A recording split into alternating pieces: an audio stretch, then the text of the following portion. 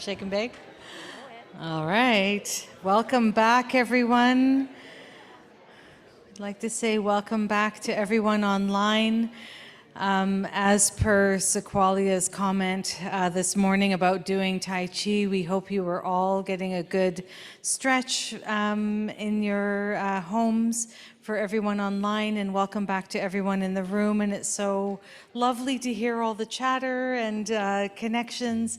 You remember doing door prizes? We're gonna do them. So we have 3 door prizes. So there's red tickets in front of you, and the last 3 digits are gonna be called. So the first one is 469. We have a 469 in the house. Woo!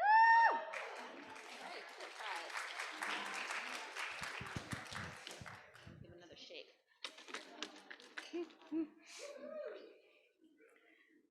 Okay, our second prize is 600.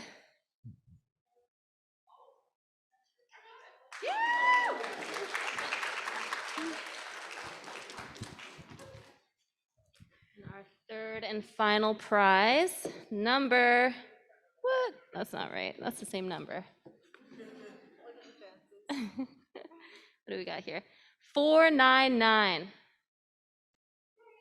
Oh, Debbie, right on.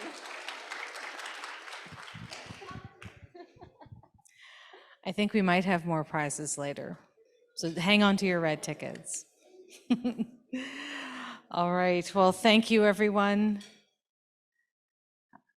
We are so honored to introduce our next presenter, who's going to speak to us about women's right to be safe.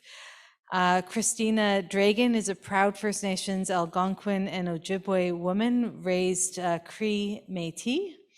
She's lived in BC since she was 5 years old and considers Prince George to be her home. She's proudly raised 2 carrier sons as a single parent and was surrounded by strong First Nations women who inspired them to work hard for our people. This is her commitment in her professional life. She has worked as a counselor and advocate for First Nations people and is now the Northern Regional Manager of Native Court Worker and Counseling Association of BC, and consistently strives to improve her community.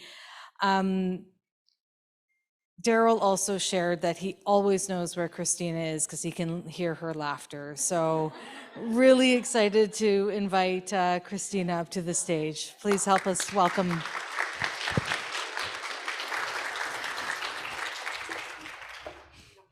Right on.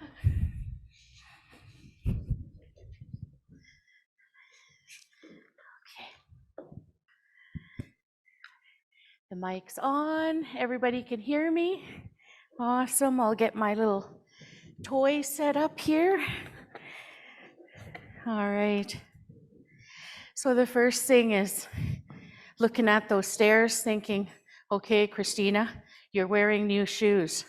Please don't trip and fall dead on and let that be your first impression. Okay, we're doing good. I got up here. Thank you so much. Good morning to everyone. I'm very proud to present our newest edition of Women's Right to Be Safe publication.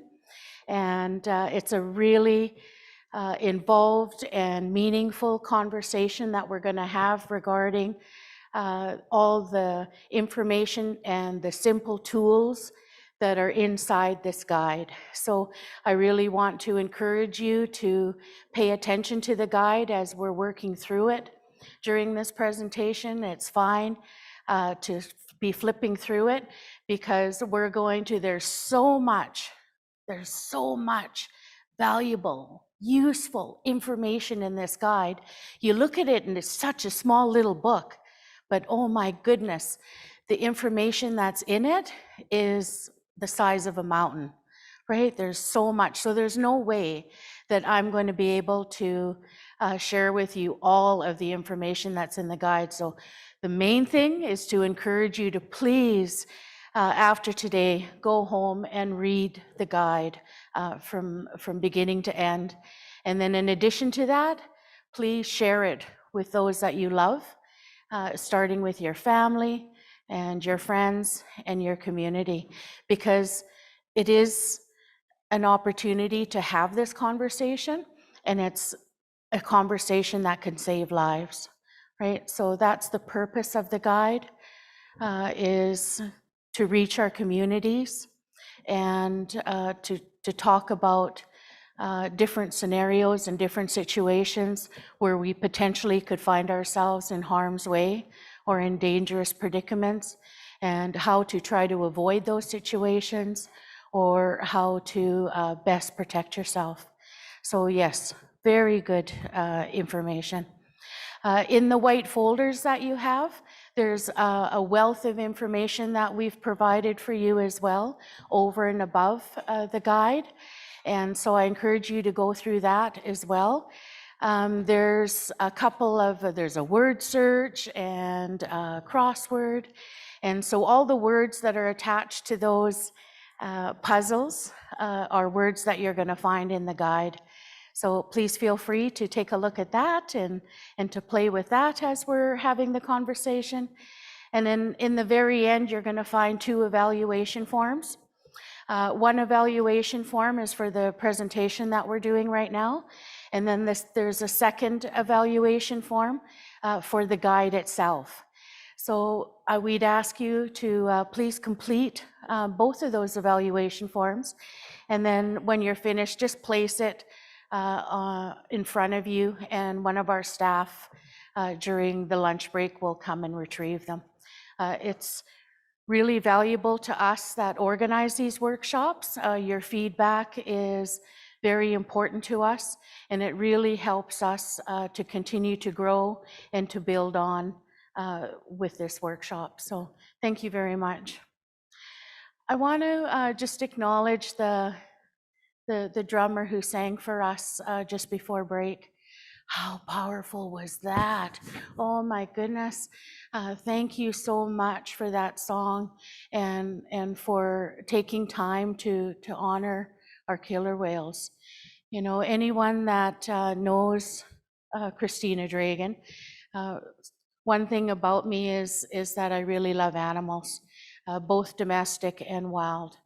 And when I sitting in Prince George, and I always watch your Vancouver news, and when I watch the stories about the killer whales and how one of them they think has passed on, and how they're deteriorating and are on the verge of extinction, I just can't wrap my brain around that. It's just so heart-wrenching, and I cry. I literally sit there in front of my TV and I cry for those killer whales, because the culture is so strong, and the culture in your Vancouver area, that's one of the main tribes, is the killer whale clan. So I can't imagine, not having them. And our singer said, when we sing the songs in our language, the killer whales hear us. Well, I want to let that singer know that I think the killer whales heard her this morning. So, and they need to have our support. So, as we move on and as we heal and recover from our traumatic history as Indigenous people, one of our main cultural values is to protect the land and to protect the animals. So as we recover and we gain our strength, we're going to continue to advocate for that. And hopefully we have an improved outcome for all involved, right? So thank you, elders, for being stewards and helping us to continue this good work. All right. So women's right to be safe. I love this first presentation. We had a bunch of different people helping us to put this new PowerPoint together, because the 4th edition just came out. And we're just, it just got released recently. So as the 4th edition come out, it's like we all thought, it's like we're looking at each other thinking, oh, we need a new PowerPoint to go along with the new guide. So we had some help. Thank you, Katie, and thank you to our Northern team, our Prince George staff, for their contributions in helping to put the PowerPoint together today that I'm going to share with you. In the first slide, we have a new communications department at Native Court Workers Head Office, and they're spending some time helping us to make sure that we're branding all of our materials in a good way. And so they prepared this first slide, and I think it's just beautiful. So thank you to the communications department for helping us.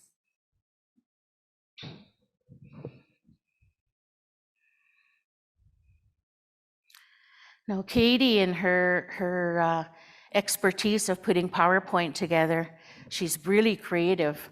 And so you'll see that as we go through the presentation. So Women's Right to Be Safe, 4th edition.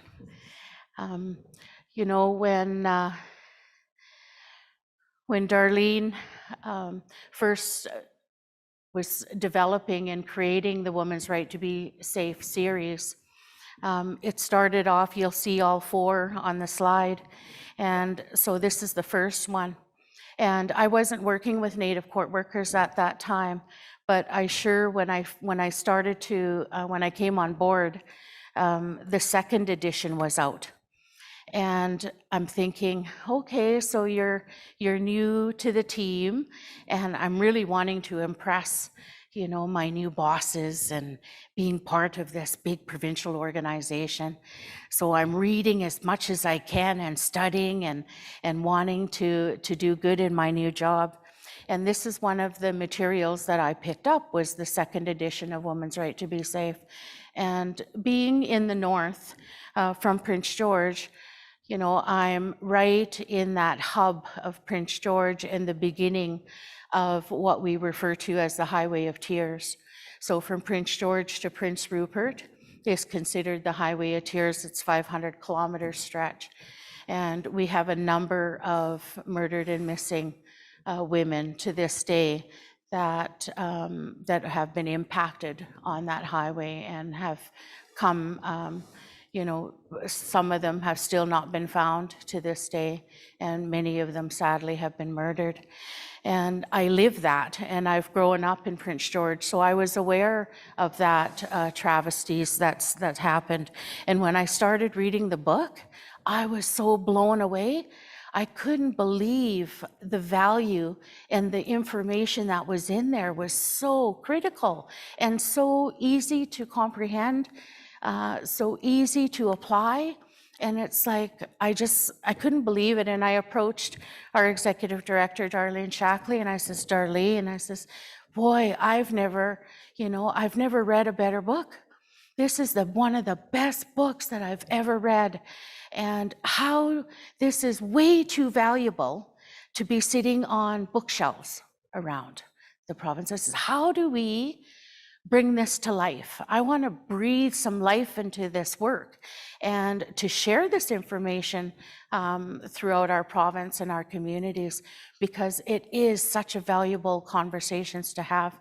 And so that's where we started with the idea of doing workshops around the information that's inside these publications.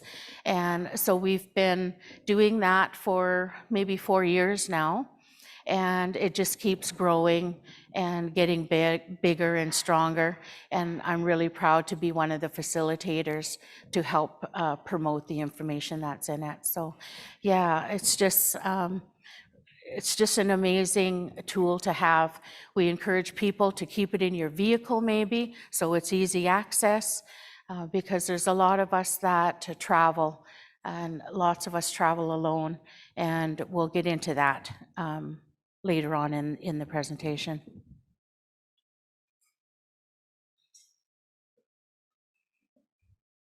And this is that fancy part. I got to click a couple times before the full part comes out. So Daryl did a really good job, and the speakers ahead of me, of talking about Native Court Workers and all the different programs that we have. This slide is a reflection of that good work.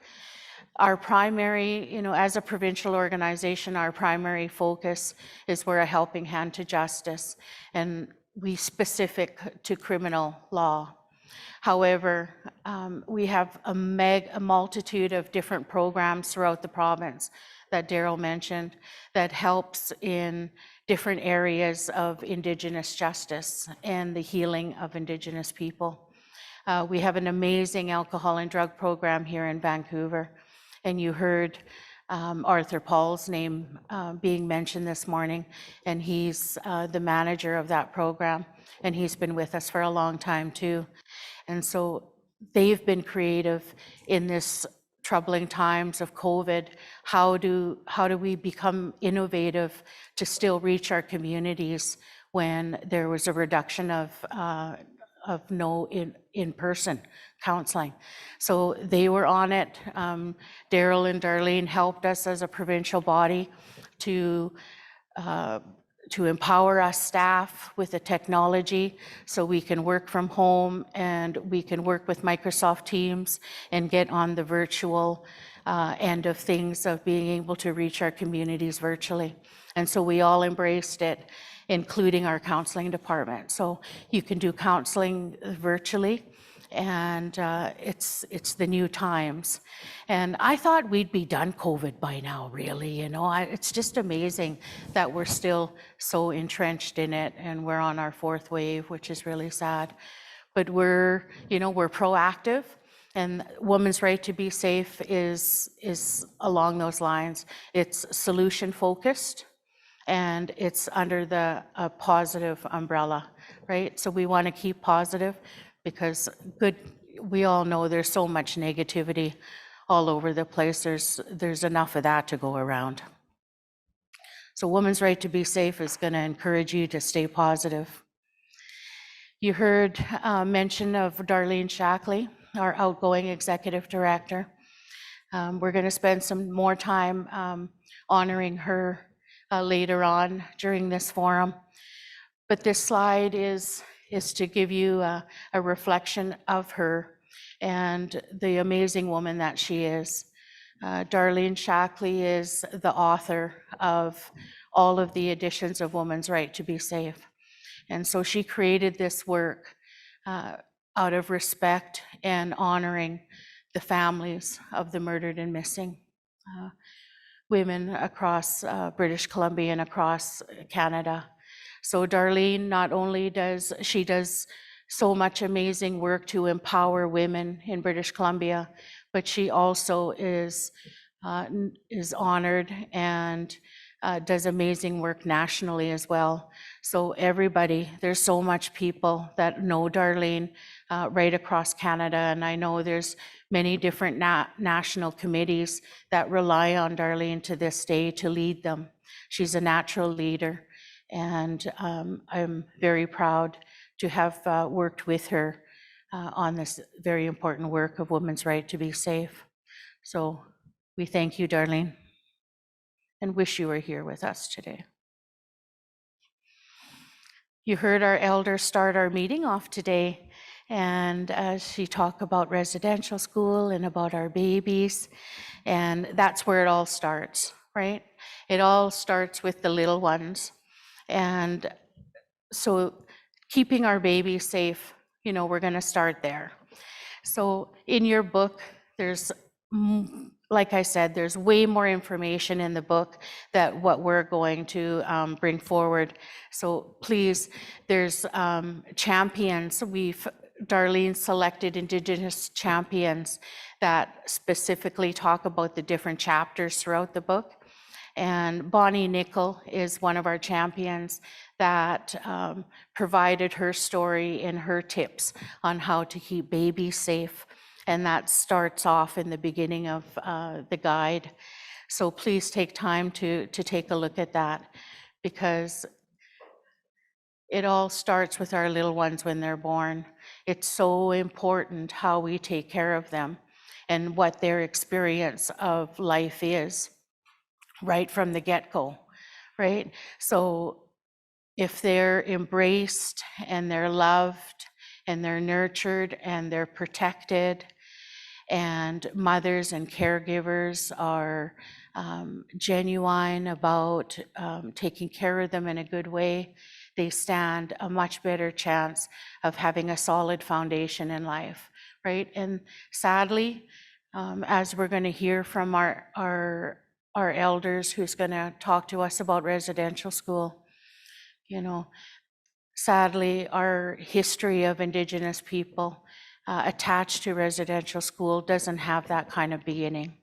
You know, when our children were taken and brought to residential school, as you'll learn, you know, that it was a very harmful environment for all of them. And many of them, as you learned through the TV of Kamloops and the different nations that are finding the unmarked graves of our little ones, you know, some of them, the parents didn't know what happened to their kids. They just didn't come home. And there again, just it's heart-wrenching and it's hard to comprehend how the parents could receive that and how they could manage that. And I know from being my history of being a counselor and listening to people over the years talk about their stories, I know from them that the elders, you know, it's so hard to tell their stories. And so it takes a lot of courage, and I'm really, you know, hands up to the elders that are here today to tell us their stories, because that's where the education is. And this is where we are today, is to be open to learning that. It's hard to hear it, but it's even harder to share that personal harm, right? It's hard to tell people that you were sexually abused. It's hard to tell people that you were physically abused, or that you were mistreated, and that you were starved, and all these different things that happen to our babies. They're just little, right? They're 5 years old, taken to these residential schools, and they're not loved. There's no love there. There's no birthdays. There's no Christmas. If your family didn't have the means to come and get you during any holiday, you had to stay at the residential school where you were, and there was no celebration. So there was no chance for the little ones to have a solid foundation of being proud of who they are, and to learn their culture, and to have those cultural strengths. So this is where we can do things differently now, right? We can't go back and change that history, as much as we all wish we could, for sure. But we all have a responsibility today to influence our future, and to make different choices for ourselves now, and to embrace each other as Indigenous people, and to support each other to make those necessary changes to stop all the cycles of abuse from our colonial traumatic history, right? And so that's the work that's in front of us now. And Native Court Workers and Counseling Association of British Columbia is committed to this work. We understand, we've heard you, and we have a heart to do this work. And we love each other. We love our elders, and we respect them, and we love our babies. And we want to encourage all the intergenerational peoples that, as hard as it is to do the healing work, that our staff is there to help you. And so when you're talking to your communities and you're encouraging your clients or your family members to embrace that healing journey, it could be a real complicated, you don't know where to start.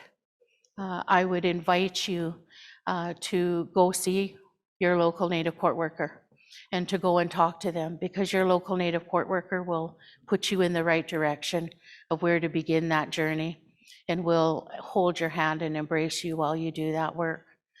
We have amazing Native court workers that work in the First Nations courts, and that's their whole focus, is when you enter the court system, we don't want our people to continue to be in that revolving door of the criminal justice system because of the hurt and the lack of healing, right? We get out of the system, we go back into our normal ways of being and being destructive.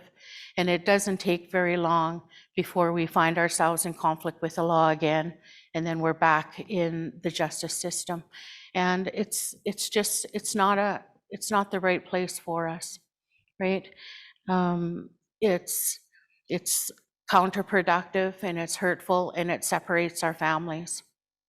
So we don't want our men to continue to be sent to jail, and then our women, okay, you can't afford rent anymore because your husband's been sent to jail, you've lost that part of your income. So now you're homeless, you can't afford your rent. So let's put you in a shelter. And then shortly after that, it may be a judgment on the mother that, oh, you're not taking care of your kids properly, so let's put your kids in care, right? And then the family, just like residential school, is completely torn apart and separated and loses all of our power. Our power is when our families are together as a family unit. That's how we were before colonization, and this is what we need to get back to, is to embrace our cultural values and our principles, and to practice those values in our everyday lives, and to teach those values to our young ones, so that our young people are proud to be Indigenous. Because people, hey, we've got so much to be proud of, don't we? Like every time I hear elders talk or the drummers sing, oh my goodness, that drum just hits the heart big time. And it's so hard not to become emotional, because the energy, you just feel it throughout your body. And so how can that be a bad thing? That's a positive thing, and that's a good thing, and nothing to be ashamed of. You know, throughout residential school, we're made to feel ashamed. So this is one of those cycles that we're breaking now. And no more being ashamed to be Indigenous. We have way too much work ahead of us, and it's good work, and there's so much to be proud of. So being positive, because of that, so many years of intergenerational trauma, and then the parents, you know, just thinking about it for a minute, you know, when you go through a residential school system, you were sexually abused, you were starved, you were made to do free labor in the farms or sewing, you know, and then you're physically hit, you're, you know, with the belts, getting, you know, hurt by whatever, hitting on the head. Used to take the knuckle and hit them on the head like that, right? And so many of our people have hearing problems because they get hit so much in the head that their eardrums break. And I hear this from the elders when they were going through the compensation process, because a lot of the elders asked me to come with them to those hearings because it's too hard for them to do it alone. And I sure understood that, because once you're in those hearings with those adjudicators, the adjudicators needed proof. You know, so if you're coming to a hearing and it takes all this courage to just build up the strength to admit or to talk about that you were sexually abused, you know, for the most part, those adjudicators wanted to have evidence.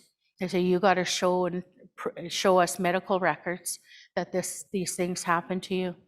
Well, you know, for so many, there's no such thing. There's no medical records. So it was re-traumatizing for the elders going through that process. And I felt really bad to witness that. But it educated me to understand more clearly the ugliness that's attached to this system. And I understand why our people are the way we are today, and why we see the dysfunction and the family violence, because we don't know any different. That's all that we were taught in residential school, was violence and manipulation, and to each his own, you know, dog eat dog for that one apple, you know. You heard lots about Kamloops. lately, the children that were in Kamloops. And that's a good example. You know, when we go to Kamloops, I know when I think about going to Kamloops, I'm thinking about all the fruits and the apple trees and the peaches and all of these different wonderful things that are in Southern Interior. And I want to come here for that and gather for my family and do my canning, you know. And so I'm thinking about those kids that were attended residential school with these apple orchards and trees and everything around, but they weren't allowed to touch any of that. They weren't allowed to eat those apples. They had to pick them, and they were put in cellar type things underneath the ground so that the apples wouldn't rot. And there was little gates on top of it so the apples could breathe and they don't go bad. And the kids would, you know, look inside of there, and they would, hey, you know, they want those apples when the staff aren't looking. So Indigenous people, we are pretty creative, and we're very, very smart. And so it didn't take long before our kids figured out how to get those apples, right? So they think, okay, if we get something sharp and we tie a string around the end of it, if we push it down into that thing with that sharp thing, it's going to get one of those apples. And then they pull that apple up. And then they got a bargaining tool there. And it's like, I'll let you have this apple if I get your milk, right? And they bargain between each other. And, you know, it's cute, but how sad is that? You know, for the parents, they've gone through that. They've survived it. They finally graduate and they get to come home to a community that they're unfamiliar with. They've lost their language. They don't know how to speak their language. They don't know their cultural ways. And they feel lost, right? You feel lost. You feel disconnected to who your soul is, your spirit, right? And then to learn, you know, you start, how do I bury these feelings? I can't even function during the day with all of this memories of everything that happened. You know, in counseling, if you get sexually abused once in your life, it impacts your life for good. So our people, Indigenous people, they're sexually abused nightly, like daily, right? And they're all scared in their little beds. You know, they're praying they're not going to get selected that night to be sexually abused, right? Some of them are wetting the beds because they're so nervous, then they get punished for that, right? So you go through all of these things, and then you finally get out of it. And in your path of trying to numb it out, you know, you end up getting pregnant yourself. You have kids, and then now they're taking your kids to bring your kids to that same institution where you barely recovered from. And you have no choice. You have to let them take those kids. So what does that do to you as a parent, right? It destroys you. And this is generation after generation that this is happening. So how, you know, part of that recovery of all of that bondage is really putting a conscious effort into doing our best to be positive in today's world. Like I say, there's plenty of negativity out there. So for us, being positive, some of the suggestions there is to stay connected, right? Stay connected to your band, if you're in a drum group, to your communities, to your family. And that's an extra challenge right now with COVID, right? But again, we're going to be creative, and we're going to master this, and we're going to survive it, and we're going to be plentiful afterwards. And don't be scared to ask for help. And you'll see throughout the guide that no matter whether we're talking about children or youth or young women or elders, there's a common message in all of those chapters.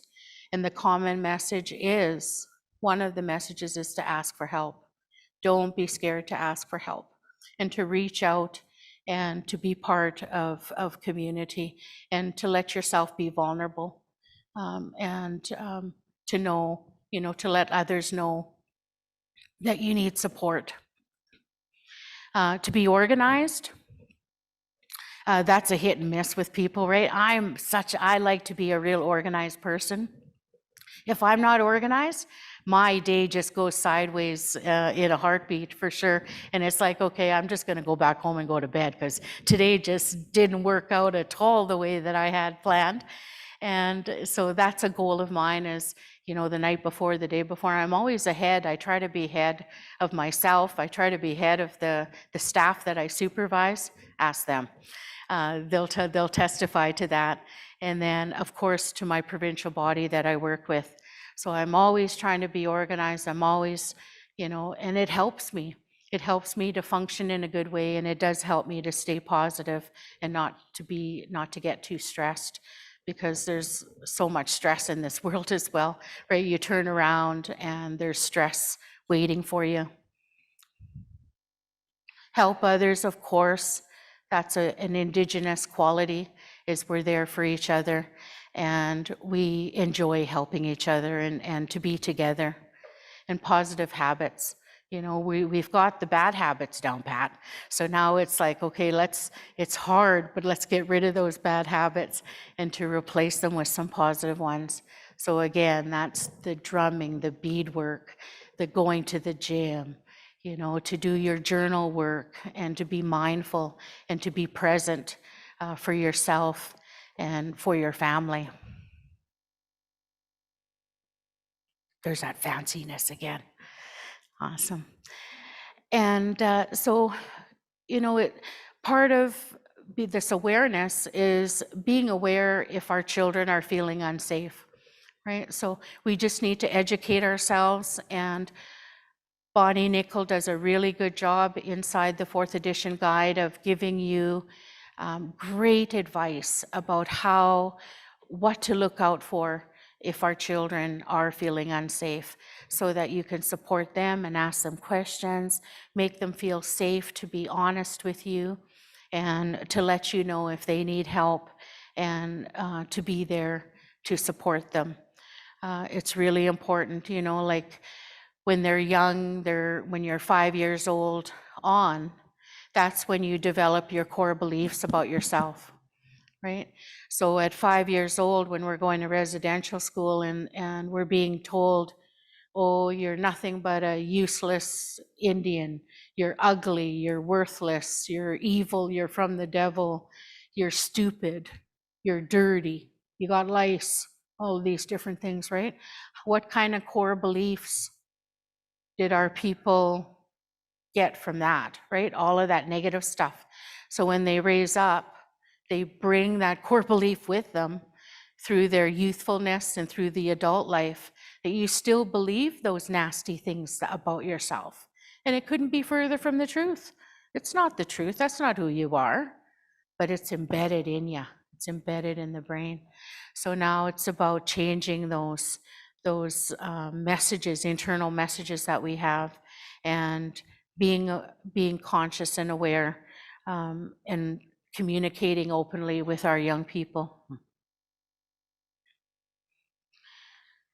Young women staying safe in social gatherings.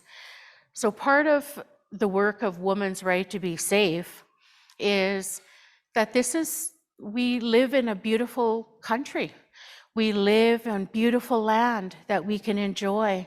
I mean, everywhere where Native court workers has brought me, I'm always in awe of the beauty. I travel quite a bit in the north, and I'm on the highway by myself quite a bit. And I'm always remembering the tools in the guide for my own purpose, to keep me safe while I'm on the highway. And I'm on the highway of tears on a regular basis. And I really need to be mindful of how I'm preparing myself for those journeys, and how I'm taking care of myself so that we're safe in those different scenarios. So part of living in this beautiful land and having all this beauty around us is that we have a right to enjoy it. We don't want you to walk around being paranoid about everything, right? Because that's a slippery slope. We could go down there easy enough. But we want you to find that balance of not being paranoid, but being aware. You're educated. And so you have that education to keep yourself safe, to keep the people around you safe, and have a good time. There's nothing wrong with going out and having fun and to go to social gatherings, to go to parties, but it's just the balance and how we do it that's important for us to be aware, and where we need to make changes, then let's make those changes. So when we are going to go out as young women, you know, we need to have a bit of a plan in place ahead of time to keep us safe. So have, like, we're going to talk about buddy system, but part of the safety plan is to have somebody with you, right? To try not to go out alone when you're going out, to have a friend or a family member with you to keep an eye on each other, right? So somebody's watching you, you're watching someone, and then anyone that's out there with the intention of doing harm, they're going to observe that and they're going to see that. And so you're going to be less likely to become a victim than if you were out there vulnerable by yourselves alone and maybe under the influence of whatever, right? So you're not making maybe the best choices. And that's where the predators are observing that. And then that's where it's an open door for them to come and approach and to do, to follow through with whatever their intention is, right? So we need to be one step ahead of that. There's the buddy system. So the buddy system is a crucial part of us planning ahead, and to have people around us and to go out like as a group perhaps, and to have a plan. Who's going to be the designated driver? Make sure that you've got taxi money put away, because you can't rely. You could make the plan and say, okay, you know, Kim, you're going to drive home. We're going to go out, and Kim, you're the designated driver. And then halfway through the night, Kim finds a best friend from somewheres and gets sidetracked, forgets about Christina, and takes off or enjoys herself with her new friend. And then our plan just fell apart, right? And then it's like, oh, then I'm vulnerable again, and I don't have, my plan fell apart. So it's an agreement that we do before we go out, have a group of people together so that we can best protect each other and have a better chance of actually having fun when we go out.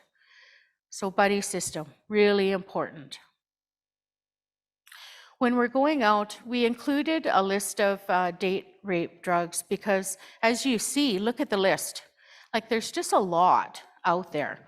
And for the most part, there's no taste to it. There's no, you can't visually see it. So it's quite useful for the predator because they need to weaken you and weaken your judgment so that they could gain control, right?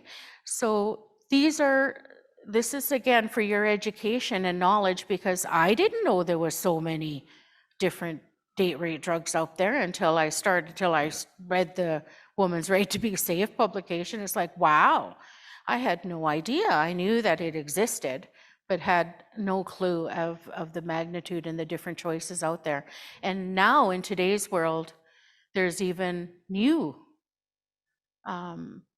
date rape drugs out there in addition to this list, right? So when you're out, what has happened is,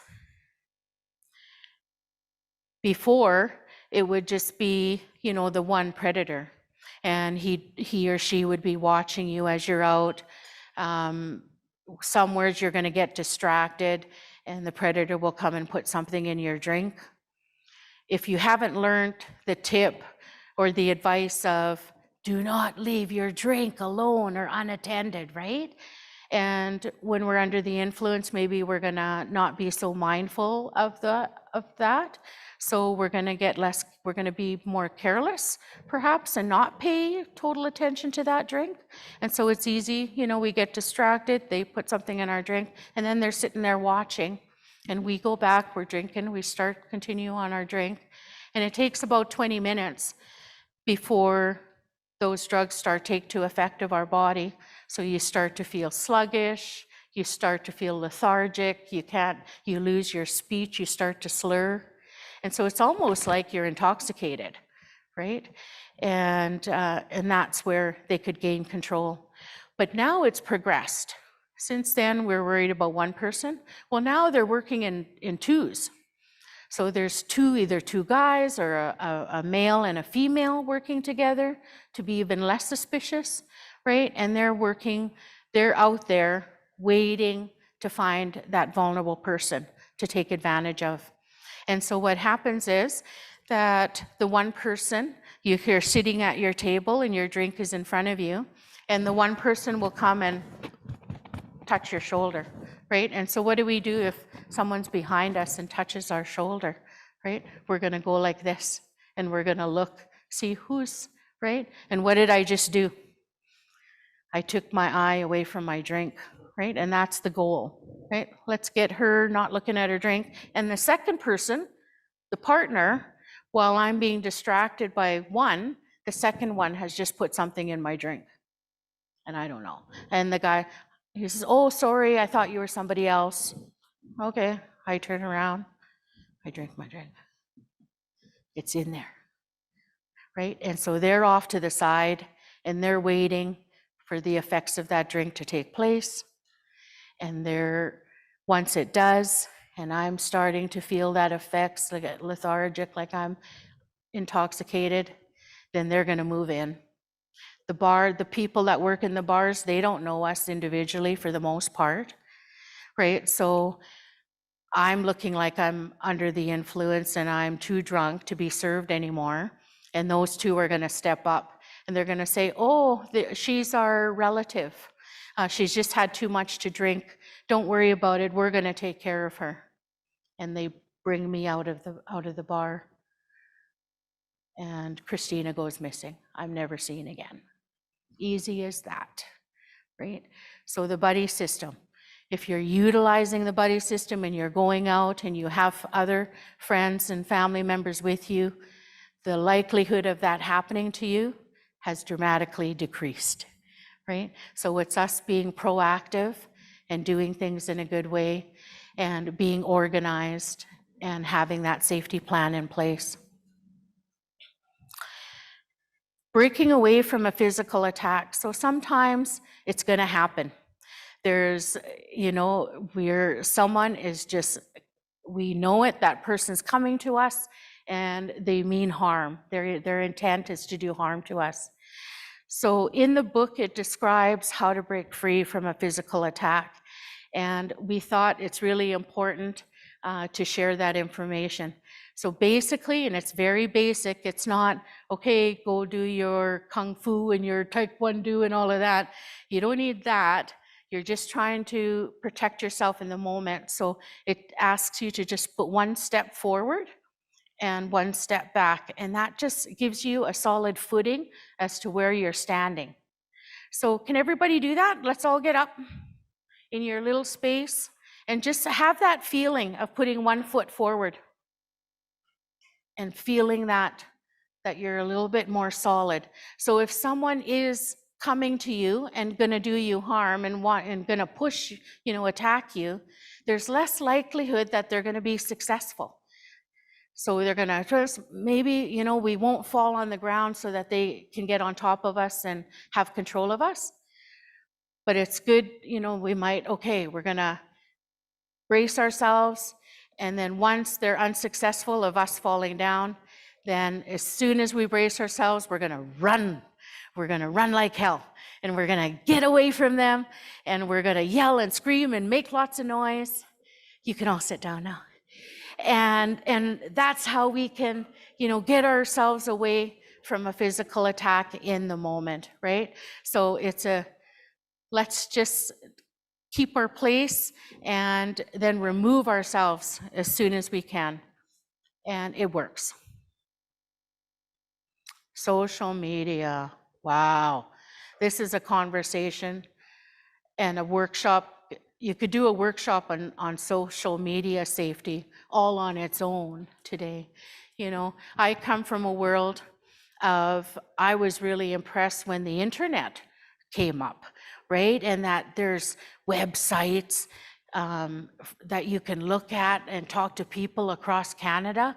Like my little world, when I'm growing up, I raised up in a little cabin in the bush, and I had no running water, had no heat, just potbelly stove. I had a little 13-inch TV when I'm growing up, and I could hardly wait to get home so I could watch Flintstones. Right? And Sundays, it was Walt Disney, only had 2 channels, right? And so very simple. And so, and also I had real long hair, and we didn't have a bathtub or anything. So when my mom go to wash my hair, she'd lay me on the table and have just one of those portable bathtubs, square bathtubs. She put my hair in there, and that's how she washed my hair. Right? So very simple times to go into this world that we're in now. Like I walk into the bathroom of the Sheraton, it's like, wow, like every time I come into a fancy bathroom, I'm in awe all the time, because I still remember how it was for me back in the day, not having. I didn't have a bathroom till I was 16 years old. Finally, it's like, oh, wow, like a real bathtub and shower and sink and running water. Like I don't take none of those things for granted, right? And so when internet came on, that was really impressive for me. I was intimidated as heck, and I still am. My staff can testify to that. But myself, I was adopted as a baby. I'm from Ontario originally, and I was just a baby when I got adopted to my Cree family. And I moved to BC when I was 5 years old. And so I grew up without my culture and without my foundation. I lost my culture of Algonquin and Ojibwe, right? And so I don't know nothing about my own community. So when internet came up, it's like, wow, I looked on the website I could hardly wait to learn more about Ojibwe and Algonquin. And I got my status card through Bill C-31. And so I knew which band my mom was from and which band my dad was from. And so I could hardly wait to look it up. And I was so impressed when I seen those websites. And I actually there was one website on my mom's side that you could leave a message for the band staff. And I thought, I'm sitting in my office in Prince George, and I thought, no one, it's a band, they're not gonna read their websites. No one's gonna read my message, right? Negative. And so I'm gonna try anyways. So I leave my little message on their website, and like who I am and who my mom was. If anybody's on my mom's side working for the band, could you help me to connect with them? That was a Friday afternoon. Turned on my computer, never thought nothing more of it, went home. Never thought I was ever going to get a response. Well, prove me wrong. Monday morning, I come to work, totally not expecting anything, right? Forgot what I had done Friday. Sit in front of my computer, I turn it on, I'm looking at my emails, and there's an email there says, I'm your auntie. And I didn't even clue. It didn't even dawn on me. I just thought it was like emails that we get, right? It's like I didn't think nothing of until I start reading it more closely. And I wish there could have been a camera on me, because, oh my God, my mouth must have dropped. I know that I practically fell off my chair. I just couldn't believe it. And that helped me to connect with my identity and to help me have a connection with my history. And if it wasn't for that internet, which now has progressed into social media, I would never have had that opportunity, because Ontario so far, it's somewhat unreachable financially to do that.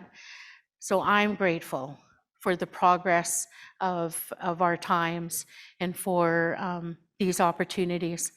But things that start off to be for positive reasons can quickly, there's always those out there that's gonna make it into a negative and to promote harm. So at this time, I want to invite one of my colleagues up. She works with me in Prince George. Her name is Carmen Williams, and she's my right-hand girl when it comes to things like this with social media. This is her expertise, and she helps when we go around doing this workshops, helping us to, they're just gonna give you a mic, Carmen, to help us be aware of the different dangers that are attached to social media. So I'm gonna give her a chance to talk to us about that. And then, like we explained at the end of our presentation, will be times for us to talk, and that's the best part for us, is listening to you guys and to hearing your questions and your comments. So I'm gonna hand it over to Carmen. So thanks, Carmen.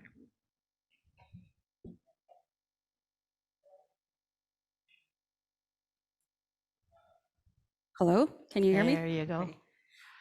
First, I'd like to thank the Musqueam, and forgive me if I murder your names, the Sikwamish and Slayla Tooth peoples, for allowing me to be on their territory to do this presentation today. And I myself, my name is Carmen Williams. I stem from the Caribou clan of Lake Babine Nation, and on my grandfather's side, I stem from Gitxan, and on my grandmother's, it's Anaheim Lake, and on my father's side, I'm from St. Anne des Monts in Quebec. So I originally started with Native Court Workers 3 years ago as the family and youth advocate, and I help people navigate through the provincial and Supreme Court, like the family court, and I've been a Native Court Worker for 1 year, and I have my degree in social sciences. I did a double major of history and First Nation studies, so I love research, and that's why I basically do our social media thing. And what I start off telling people is, when you're online,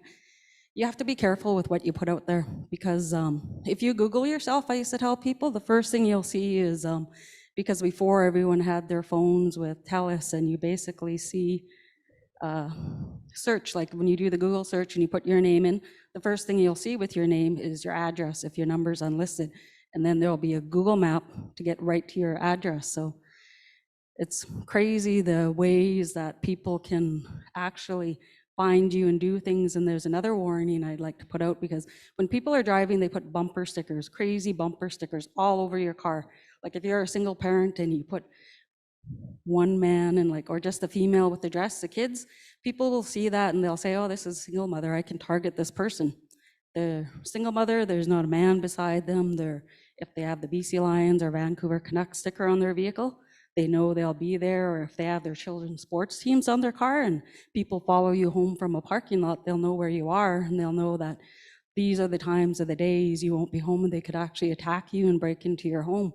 And it's the same thing that goes for social media. I always warn people back home, because when I used to Google my band, I have band members who love to go to our potlatch, and take pictures, videos. All of that becomes public. Everything you put on social media is public. Your employees search and they see everything you put on there. So if you're sitting outside a potlatch hall, or if you're sitting outside a wedding or a dance and you're taking pictures and videos of people, all of that's public as soon as you upload it. Everybody has access to it. So everybody who sees this will see what's going on in your band. And if you don't have permission of children, their pictures will be on there too. And the one thing that really used to irritate me is when people would post the drinking videos, because when I used to Google a band, I'd see the first thing when you click on images, what do you see? It's the video. You'll see everybody outside that gathering. You'll see who's all there, what they're doing, and that's the first impression different people will see of your band and of that person who uploaded that picture or video. So it's like crazy times. Everything you put up there is personal information. There's one thing that I wanted to bring up too is everybody has, you have to make sure on your cell phones you turn off your privacy settings and your location settings, because especially for our children are having cell phones at a younger age now. And I've been researching Snapchat, TikTok, all of these different apps that we add onto our cell phones and stuff. On Snapchat, if you like go to the bottom of your screen when you go on there, there's a little thing that looks like a teardrop. If you click on there, you'll basically get a map. And then if you, everybody knows with a cell phone, all you got to do is go like this and you'll make the map larger, or you can zoom in or zoom out on that map. You'll get the world map. And what I'll see on my Snapchat is basically everybody who I'm friends with that don't have their privacy settings turned off or their location services set off. And then what you'll see on there too is these little colored orbs. So I was like, oh, that's cool. I clicked on it and guess what I seen? I seen a child playing in a backyard beside the campfire. And I was like, that's kind of weird. So everything you put on there, and if you don't have those privacy settings turned off, and like if your children have the phone and if the adults are taking these pictures, basically like it also pinpoints your locations. Like they can click on your Snapchat profile and they'll see the different points you pinpointed on. They'll be like, oh, okay, I know this person likes going to the theater. They go here, here, here, and they'll know the time of the day you went there and everything, because like everything's on there once they click on you and go onto your profile. So it's crazy. The other night I just sat there and I was explaining that to some of my friends and I was like, check it out. And I was like, I even went into Europe. I was like in the UK and wherever, and I was like clicking on these little orbs because they're little orb colored things. And that's what comes up is whoever doesn't have their privacy settings off or location services off. And that's what you'll see on there too. And you always got to be careful with what you share on social media too, because there was one thing that I seen, and of course a client phoned me the next day. Somebody from a band up north posted it, and they were talking about how in the court systems, if you wanted to find it, if you're dating somebody and you're scared, you can find somebody through this called Sarah's Law, and it's like a child sex offender disclosure scheme, and the other one was Claire's Law. It's the Interpersonal Violence Disclosure Act. We don't have that in Canada yet. It's all for the UK. So all of these people from their band office was posting these and they're like, hey, I didn't know about this. This is cool. We can do this here in Canada, but we can't. It's all acts that were passed in the UK and everybody was sharing it. So of course I had a client phone me and ask, hey Carmen, can we do this? And I was like, I had to Google it right away and I checked and I was like, no, Sarah's Law is in the UK. Claire's Law is like in the UK too. It went through Canada as I researched it, because I just heard about this like a couple days ago. So last night after I got here, I just started looking up stuff for it. It's through BC, it's Bill M217. It's the Interpersonal Violence Disclosure Act. And back in 2019, it only went through the first reading through Parliament. So I was explaining to the client, we can't do that here yet. It's in the UK. It would be a great service if we were able to do that, but through the Privacy and Information Act, I guess we can't do it and it hasn't moved forward. So with social media, there's a lot of things I could cover. There's catfishing, everything you put on there, because you know when you add your profile on Facebook, you have your name, your addresses on there, you basically have your phone number, you can add family members, all of that stuff is basically people can catfish you or scam you, take that information and get a credit card and commit credit fraud against your name and stuff. So you just always got to be careful with what you post out there. Awesome. Thanks, Carmen. Okay, thank you, Christina. You bet. We'll hang on to that. Yeah.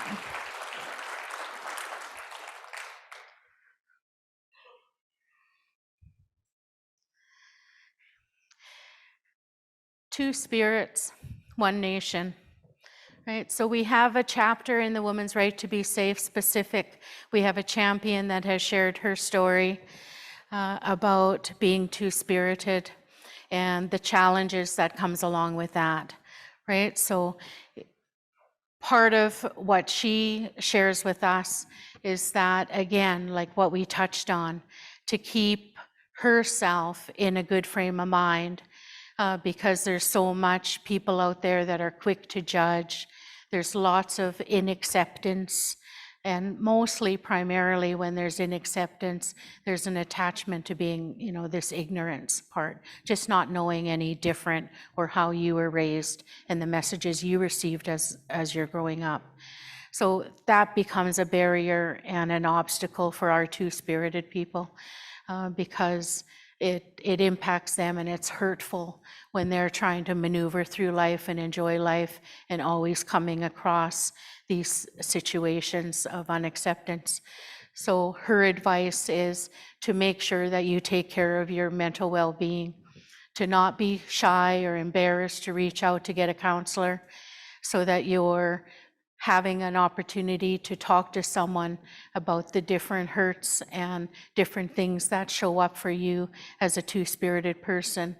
And also, you know, to be connected to your community, and then also, and then in addition, to engage in something that's positive for you, like a positive activity.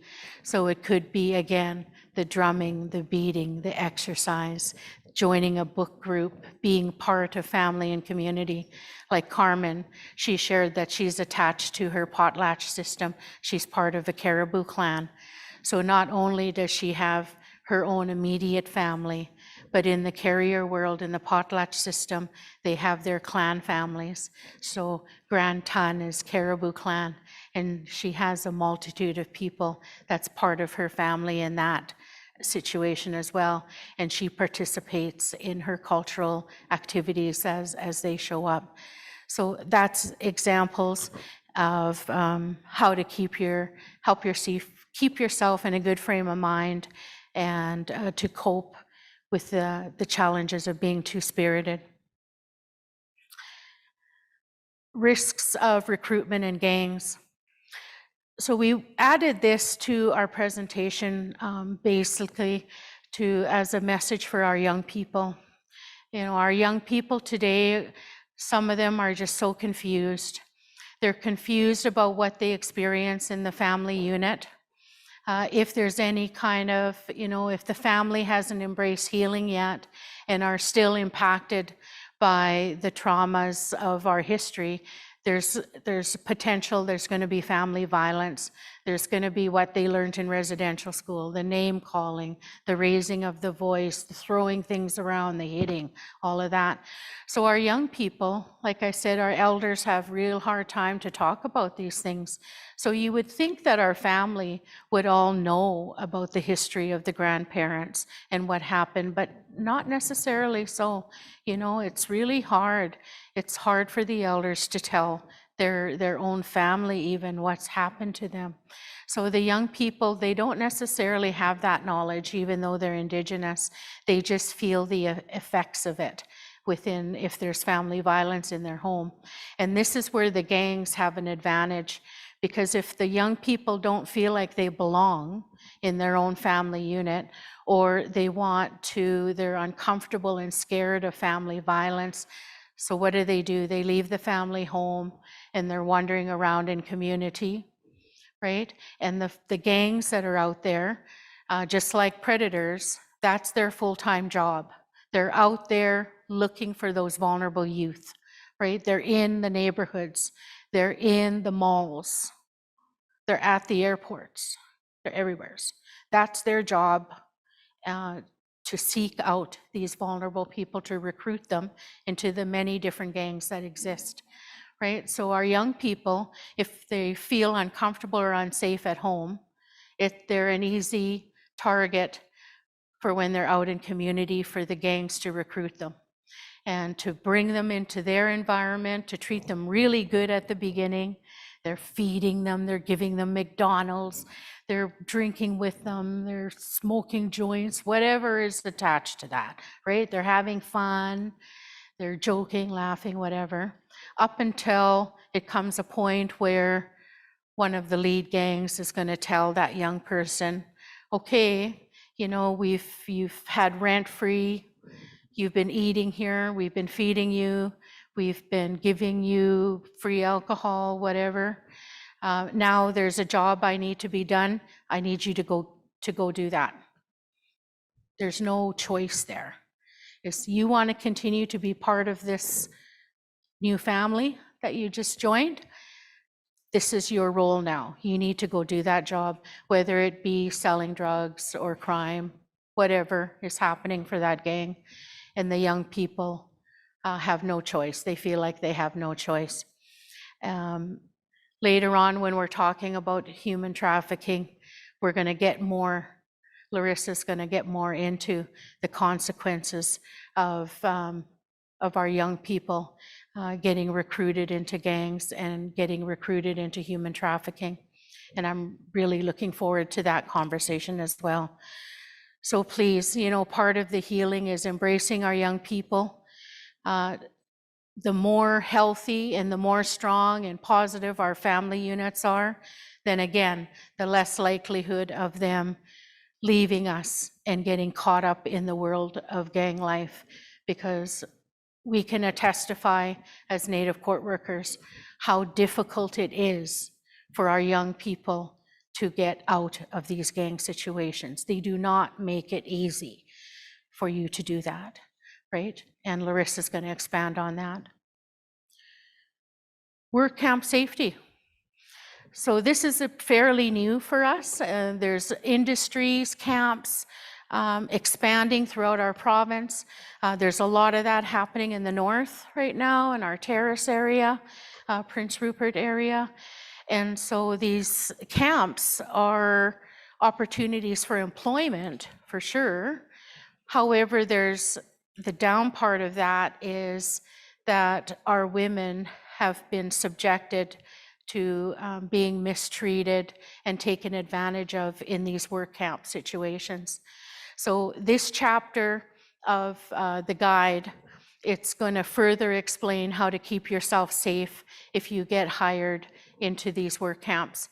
So we've heard of our people getting hired on as being cooks or housekeeping department. But if you plan properly and you're mindful and you're aware of how to keep yourself safe and not to become vulnerable to anybody that has ill intention within that environment, and mostly that's going to happen on your after hours, off hours time when there's drinking and what have you going on. So it's really important to do your research before you agree to work at a WorkSafe camp, to make sure, is it a public camp or is it a private camp? There's different rules and regulations that are attached to both of those camps. And it's our responsibility to educate ourselves about that and to ask our questions ahead of time. And if you're going into a camp, because they're in northern remote communities, to make sure that you plan ahead. Again, this planning, this safety planning, that you know where the camp is, because lots of areas in the north don't all have cell service. So there's lots of areas where there's no internet. So if you think you're going to rely on your Google map to get you to these camps in a safe way, and then you come across an area where there's no internet, well, your Google map is useless.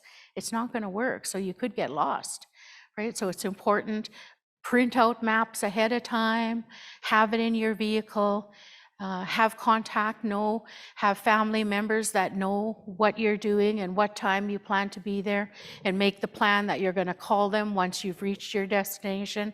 That's all part of safety planning, right? And then the family members can relax and be reassured that you're okay, that you've reached the destination and you're not missing, right?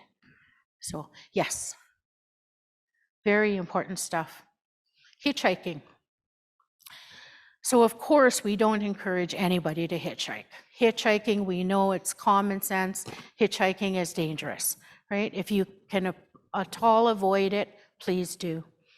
Which makes it difficult for some areas, and again, I refer to the north, because we don't have a whole lot of options for transportation these days, especially since Greyhound closed their services. We have a shuttle bus, a BC shuttle bus that provides some transportation to these northern communities, and where we need to go for medical appointments or even attending court. If we don't go to court, we're going to get a breach. There's going to be a warrant out for us, right? So some people will, I'd rather go and put myself at risk to hitchhike to get to that court date or to get to that medical appointment than have the option of a warrant being out for me. So yes, I'm going to hitchhike. So we can't stop that. We're definitely don't encourage it. But let's learn, if we're going to hitchhike, let's have some safety measures around that scenario and that situation. So we encourage people, if you're going to hitchhike, try to start at a location like a gas station, because most gas stations will have the cameras, and at least, you know, there's going to be a staff person in that gas station that might remember you, or there's going to be cameras that's showing which vehicle you got into, what time you got into that vehicle, and that's a starting place for RCMP if that's the situation, if RCMP is called by family members because you've gone missing. We also, most people do have cell phones now, so we encourage you that before you get into the vehicle, take a picture of the license plate in that vehicle that you're getting into, and then quickly text it to a trusted family member or friend, right? So you have that, the family member has that information, they see, they've got something to be able to give RCMP in the event that you go missing. There's a starting place, and it proves to be very helpful for the RCMP that are left to investigate these situations. And we also encourage, you know, don't fall asleep once you get into the vehicle. You know, ask the driver ahead, where are you going? Instead of them asking you, right? See what they say. See if they're actually going in the direction where you need to go. And never get into a vehicle where you put yourself in between two men. That's a very dangerous situation to put yourself into, and you become very vulnerable to that situation. So again, it's educating yourself on how to keep safe, and then being proactive about those tips and those safety mechanisms. You know, we could be traveling. You know, people like to travel the world and experience the world. And so we have a chapter specific to this. So if you're going out traveling, you know, again, do your research. There's different cultural changes. There's different cultural things that you may need to be aware of to keep yourself safe as well, because women are not treated the same, as you know, depending on which country you're going to. So we need to be on top of that and make sure that we're aware of the cultural practices and challenges depending on where you're going. And again, this continuation of safety planning. Let family members, somebody know your itinerary, what your travel plans are, your flight plans, all of that type of stuff. So that, and if there's any changes, because transportation, airports, they change things all the time on us. So then it's our job to make sure who's ever monitoring our travel plans, our family members, they're aware of those changes when they happen.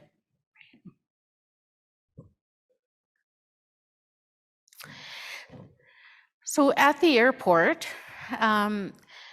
when we have our luggage, so I'm learning this as well. For myself, all the years that I've been traveling, before I knew this information, when I went to go and put my suitcase together and get ready to go, I would go to stores and I would find things like this, and we've given copies of it as a demonstration. And for me, you know, something, for me, as long as I can remember, my family used to come, gee, you're just like a crow, because I always am attracted to shiny stuff. And I like sparkle, and I like bling, and everything is, as soon as I see something shiny and blingy, oh, my eyeball goes right to it, and I wish I have money, I want to go buy whatever I see that sparkle. Well, that included the luggage IDs too, right? So I go in dollar store, whatever, and I see this bright, sparkly thing. Oh, I want that, and I'm going to go put that on my luggage. Well, okay, Christina, you know, there's all different, look at the heart, and it's fancy, and it's like, oh, how pretty, right? And that's where it ends, until I start thinking about safety. It's like, uh-oh, because what we've learned is these are no-nos. That's why we got a line across them, because what happens is we put what do we put in there? We put our full name, we put our address, we put our phone number. Well, the predators, and they're at the airports, They have cell phones. How easy this is hanging on our luggage.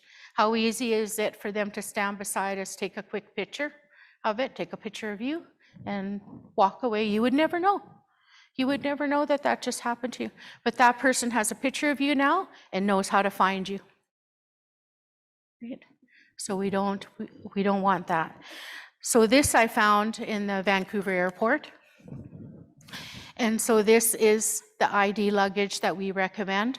And basically, it's not blingy and it's not shiny, but it could save my life, right?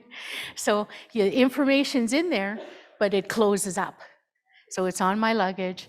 If my luggage gets lost, the airport staff can open it up and track me down so I can get reunited with my luggage. But the predators don't have access to my personal information, right? It's a little bit more expensive. It's not the dollar store, but it's well worth it and could save your life. Oh, I love that feature. And our beautiful elder. We're coming to the completion of our presentation now, and of course we end with elder safety. So it's so important to love our elders and to support them and help them to be active in their elderhood when they retire.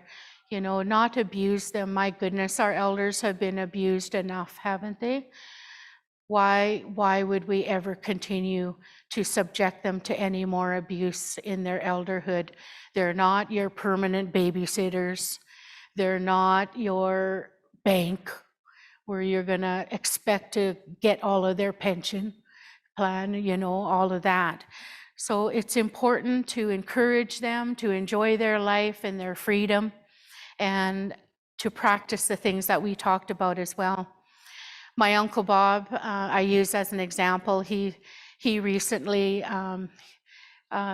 is an elder, and he's such a working, hard man all of his life, very active person, just one of these MacGyvers that can fix anything, you know. He just wouldn't understand a day that you don't work. Like, it's just uncomprehendable for him. And he's just a go-getter, go. So when the doctor told him that his eyesight has deteriorated so much that they're going to take his driver's license away from him, we got really worried and we were nervous about our Uncle Bob and how that would impact his life, and scared that, you know, without a driver's license, what is he going to do? So, but thankfully, he had the mind, spirit to not let that get him down. He went and bought a bus pass, and off he goes on the bus. He's in his elder apartment building, and he joined, there's 2 senior centers in Prince George. He's a member of both of them, and he goes there and he eats over there with them, and he does all kind of activities with them. And I'm going to his apartment. I go there and I clean his apartment every once in a while. And I'm going over there to see him. And he's busy. He's packing up a lunch and his luggage is all packed. And he doesn't drive. And I'm thinking, Uncle Bob, I said, where are you going? What you doing? And he says, my friend is going to come pick me up. We're off to Granelle. This is Prince George. Granelle? I says, where are you going to Granelle? Oh, we're going to provincial carpet bowling championships. Provincial carpet bowling championships? Oh my goodness, Uncle Bob. And here I guess he's an expert at carpet bowling now in the senior centers. So off they go to Granelle for this activity. And honestly, people, you know,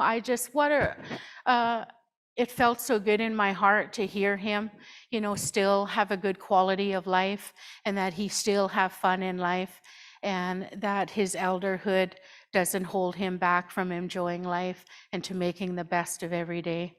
So, you know, I love elders so much. You know, my family was very important and significant to me, and they taught me the importance of being respectful to elders. And so I raise up in that mind frame. I carry that to this day. And anytime I get to be even close to an elder, my whole day has improved. And it's such a good feeling. And I love listening to them. I never get tired of their stories. And they just change the presence of any room that they're in. So hands up to all the elders and to all of you. We're so thankful for all your attention and receiving all of this information from us today. I know it's a handful. So at this time, we're just thankful to be able to share this with you and hope that you've learned. And so now the fun part is we get to hear from you. So I'll invite Carmen to come back up. And oh, there's a slight change in agenda, I'm being told. Okay, so let's hear on. Thanks, everybody.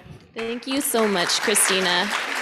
We appreciate you walking us through that important resource and also all of the stories that you shared. You actually brought a tears to my eye when you talked about reconnecting with your auntie. That was just, your storytelling is so powerful. And thank you also to Carmen for sharing knowledge about the importance of internet safety and tips there. We will have an opportunity for questions and answers. However, we have a bit of a surprise guest appearance. Before we get into the question and answer period, we would like to present the Squamish Nation singers and dancers. Here a day early, but we're here for it. And then right after that, we'll have an opportunity. We'll bring Christina and Carmen back up and we'll do the questions and answers if that's okay. Wonderful. Wonderful. Okay, Beautiful. Kim, are we good? Okay.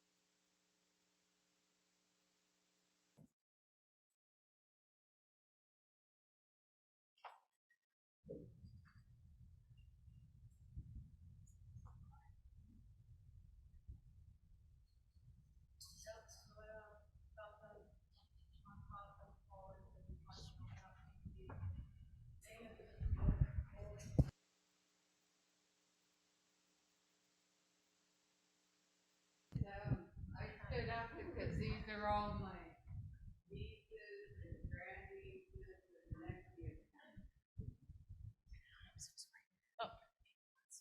Oh, okay. I'll just start again. Elch Tanoia, Sata, on Hotland Squalin, Quisna Clack Chit Teat Seats, Amen on Hotland Squalin, Quins Quatch Nomi Up Teat Seats.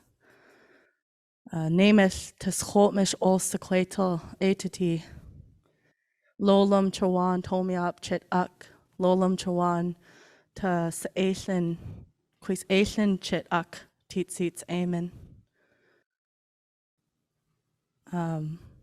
Tomataquetzi and Snachum. We are a Skoltmish family. We come from different Skoltmish families, but we're all connected as well in many different ways.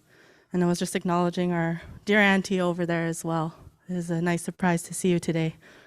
I was just acknowledging too that we're going to be singing on behalf of our family and our ancestors, but for you all too, to bring blessings on this day. Very important work you guys all do. And we'll be also singing before the meal. So blessing the food, nourishing our bodies, nourishing our spirits today. Peksem chit ak ta slolum ta eson tenak aslaan. We'll be starting with our aslaan paddling song. Back in 1886, there was a fire, and our ancestors paddled over in their canoes to where the fire was and helped all the people who were in desperate need of help. And they sang this song while they were paddling. And it's begging for mercy. Have mercy on us all. have mercy on us all. But it's a paddling song to keep you calm while you're paddling in that canoe on that water, setting the intention. One man told me up. Sata, do you want to come join us?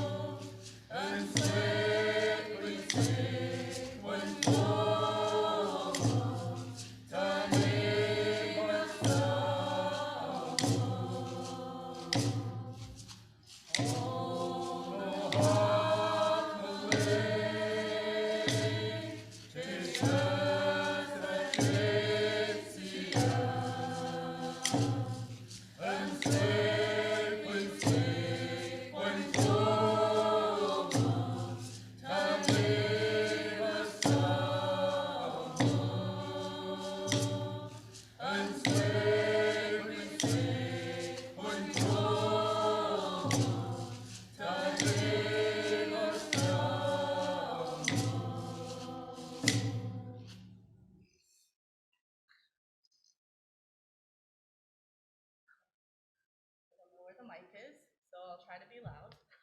Oh, it's right there. Or the Zoom. Okay, Chen Kwan Man told me up. Quiswa to quine tits. To summer slolam, quislolam chit tits. Needs to hotch coquile slolam. Na me coustum to sequatos and sata colpates to tewa. Na me coustum quasin swa chit. Sequaliat. Na amot not qua chwai. Na me omsum, sismin lolam, tit slolam, kaswa conmontum to hot squile. Tomata quetzi. The next song we'll be singing comes from our Swa'am, one of our ancestors, and our auntie and my older sister here. They are descendants of her family. And this was a very special song to her. It's called Greeting of the Day. So with that, we'll start that song too.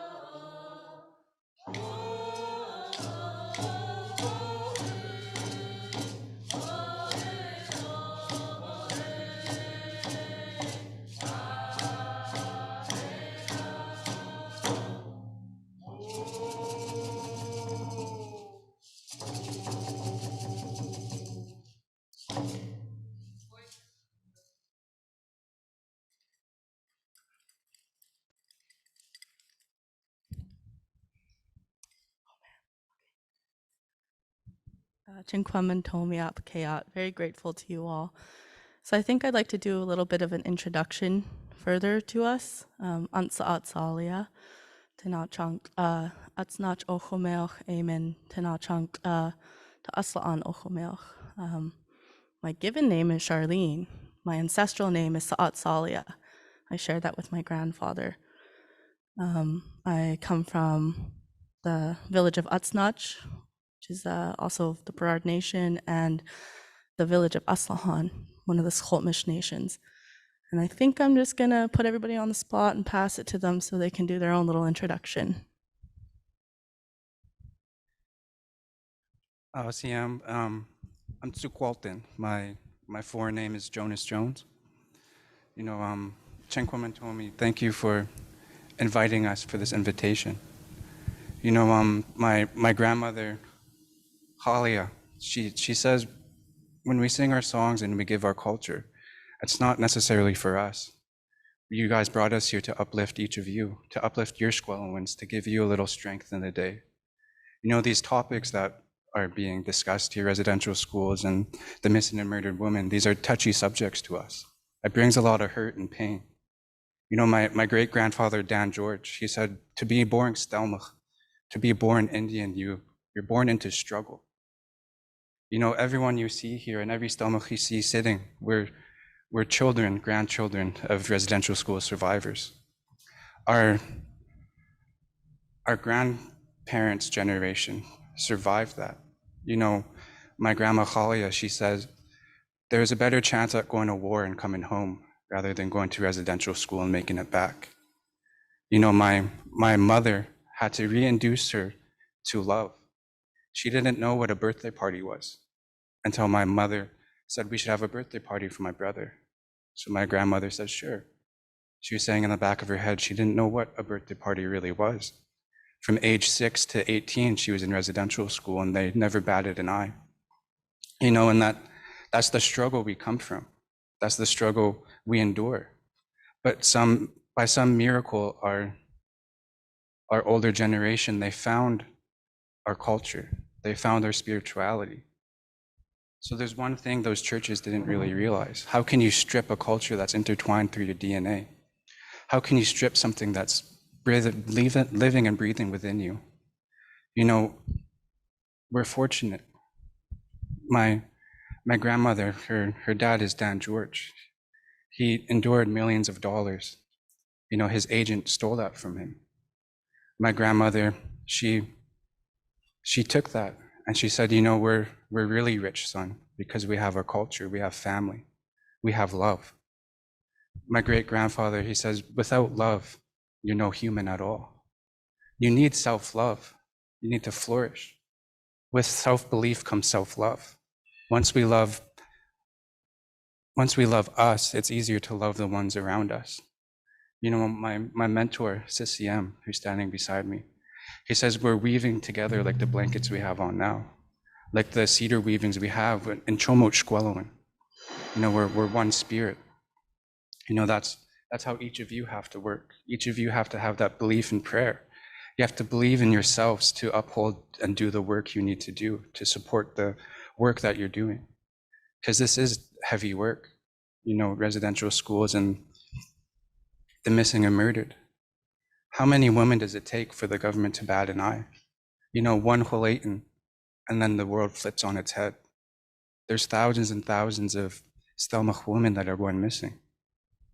It's sad. But here, this is the right steps. So I just encourage you all to have that self-belief, to love yourself so you can keep going to the next day. So thank you. OCMC, Johan Hathens Collins to know up, a chamach 80. Hathens Collins Quisachit, the Queen Miles 80. Amen. Neta ans Sasiam, Kushamans Nas, Chitwe Natla Aslahan Uchumeoch, a Chabalchiston, Uchumeoch, Amen. Like to thank I'd like to thank you all for having us here today. I'd like to thank my my relative here, Suk Walton, and his wise words for such a young man. I here today to stand with you and share a little bit of our culture and our songs and our prayers, and as well as for myself to be here to remind myself of the medicine that we have and the life that we have and the values that we bring each day to share medicine and share wealth. And my ancestral name is Sisiam. My English name is Ray Natoro. I grew up in across the water in a village called Aslahan, where that first song we sang, the paddle song, where it originates from. I also reside in my grandmother's village of Hamalchiston, and I'm happy to be here with my relatives and our Slanite, our life givers, and the support, and be here today to share some songs. Chinquinman told me up. I thought I'd just share something quickly about the language as well. It got to a point where it was classified as in critical endangerment, and it still is kind of there. Lack of funding to do our languages. Now there's more funding, but it's a process. It's a huge process. And now we're at a point where it's starting to get competitive. And, I could talk a lot about the negative, dark things that are going on, but we're successfully creating speakers again, second language speakers. But now there's a few first language speakers being made. Somebody might share that later, but we're hoping to start that again, to have first language speakers. And we're at a point now where last year we lost our last conversational first language speaker, meaning the one who was born speaking the language, the one who continued to speak the language throughout his life.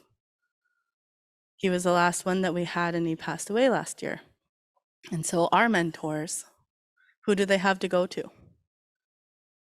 And so, it is a big task, and I feel very blessed to be able to speak my language today. But all the family here, they know some of the language. They can speak some of the language. And to me, that's powerful. But it's also something that needs support. It's also something that should be fought for, because it is who we are. We lose that, we lose ourselves. There's no way to continue being who we are without our language.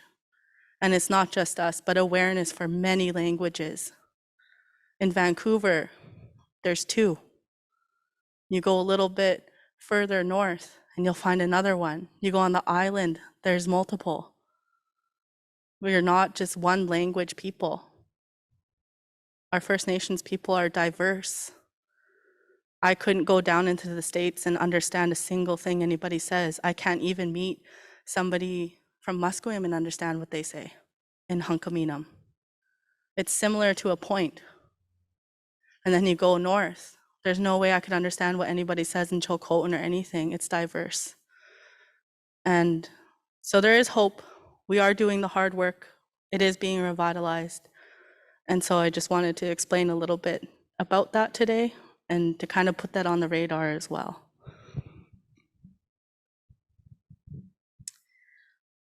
Tanoyap hot squile, Jalisa Queen Sna, Se Tosnut Queen Quishamain, Tnat Chanpla Slaan Ohomel, West Chinwa Emote Nata Humalston. My name is Jalisa. My English name is Jalisa. My ancestral name I carry is Se Tostanot. I grew up on our village called Slaan. And I'm currently residing on one of our other villages, which is Humalston. Chinquin Mantomiap for all of your guys' work. I'm grateful for, the work that you guys are doing, and I'm shy, so that's all you're gonna get out of me, but thank you for allowing us to share just a little bit of our medicine with you guys, and I hope you leave feeling a little bit lighter today.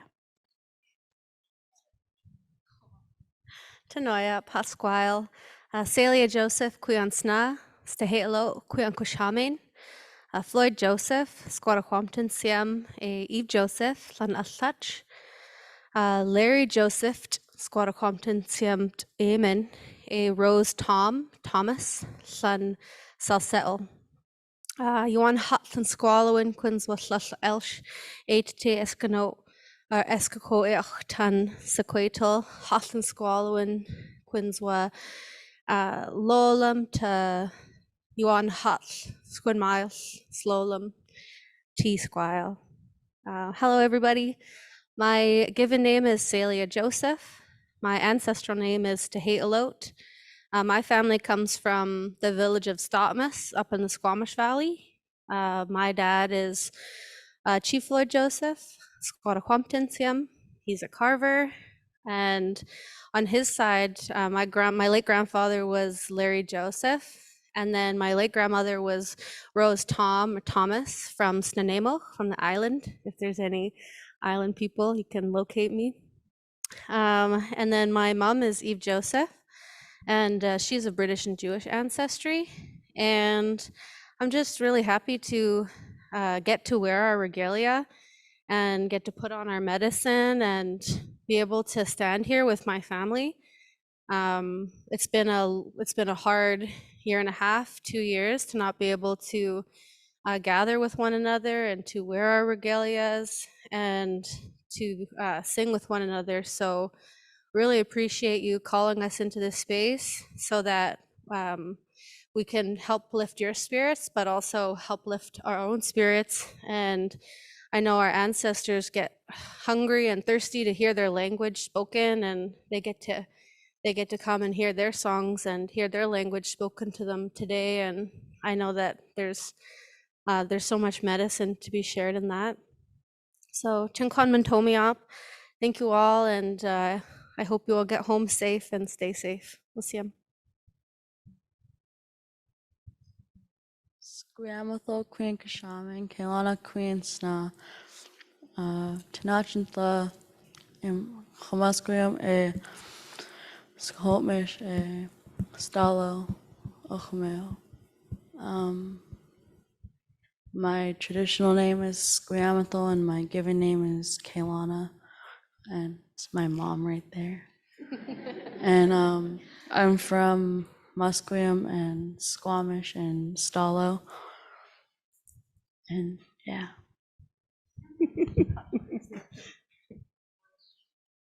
Hotsquile El Tanoyap, Skalautanat Queen Quishamin, Adrian Queen Sna, Tinachin Tla, Hamaltiston Ochomeo, A Chaquat Ochomeo, A Ta Stalo Ochomeo, Hotden Squallowin, Quinsna Tlak, Titsits, Hotden Squallowin, Quinsna Quach Nomiap, A T, Hot Setap, El Tanoyap, to social justice work, not to court workers.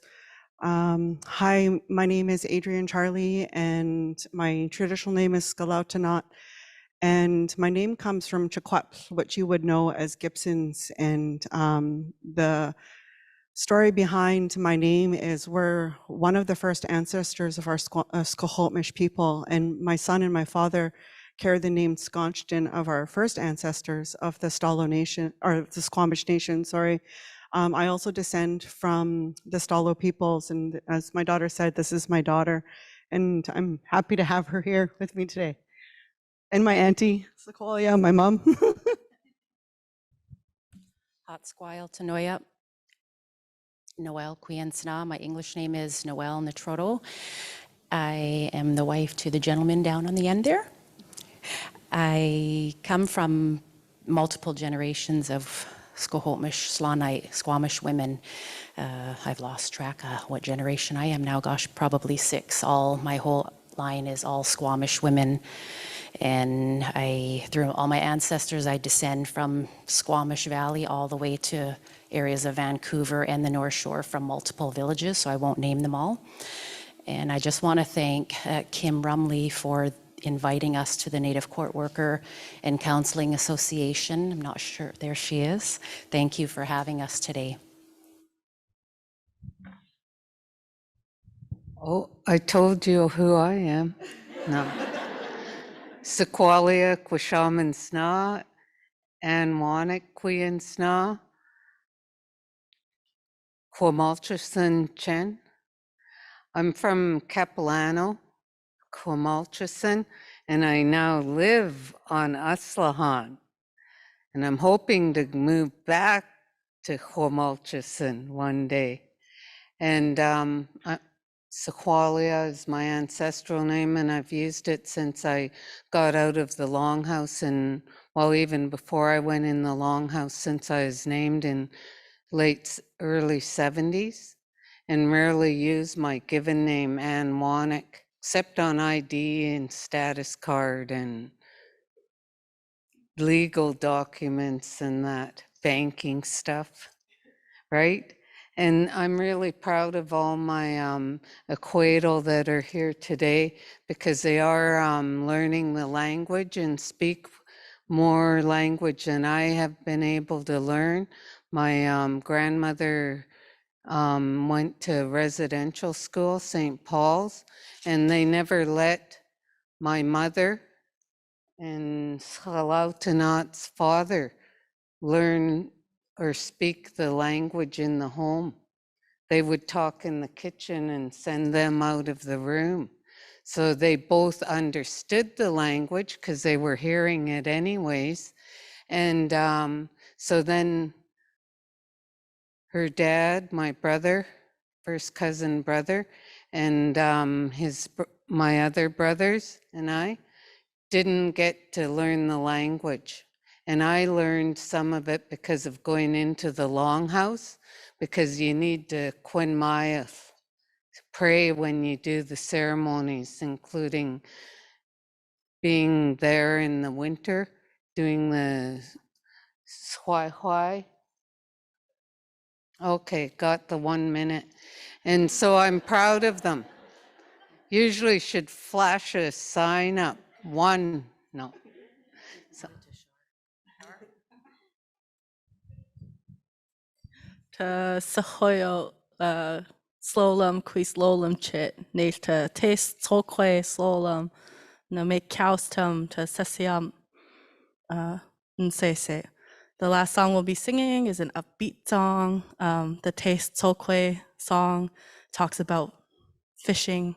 Fish are our life, salmon is life. Save the salmon.